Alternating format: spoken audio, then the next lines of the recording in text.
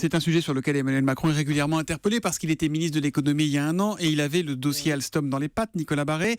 On en parlera dans un instant avec Laurent Berger. Alors que l'État cherche à sauver l'usine Alstom de Belfort, l'industrie française redresse doucement la tête pour la première fois depuis 2009, et ça c'est plutôt une bonne nouvelle.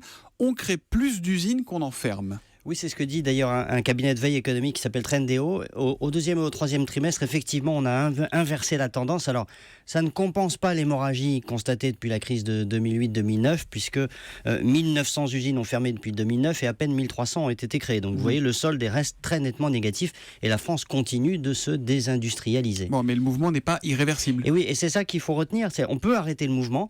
Il y a des exemples d'industrialisation en France. Il y a quelques jours, par exemple, un grand groupe chinois a inauguré une immense usine de poudre de lait en Bretagne, 170 millions d'euros d'investissement.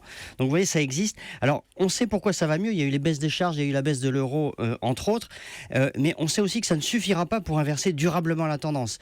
L'économiste Patrick Artus, d'ailleurs, cite deux chiffres très frappants. Quand la demande augmente de 1% en France, les importations augmentent de 3%. Un rapport de 1 à 3 entre la demande et les importations. Ce qui veut dire que l'industrie française ne colle pas tout simplement à la demande, elle est trop moyenne gamme si on veut dire.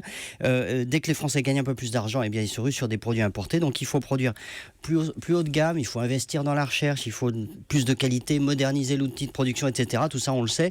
Sinon, une fois engrangé ces fameuses baisses de charges, la tendance à la désindustrialisation se poursuivra, et même si l'usine Alstom de Belfort ne ferme pas parce qu'on aura forcé la SNCF à acheter des trains dont elle ne veut pas, d'autres usines moins emblématiques fermeront leurs portes.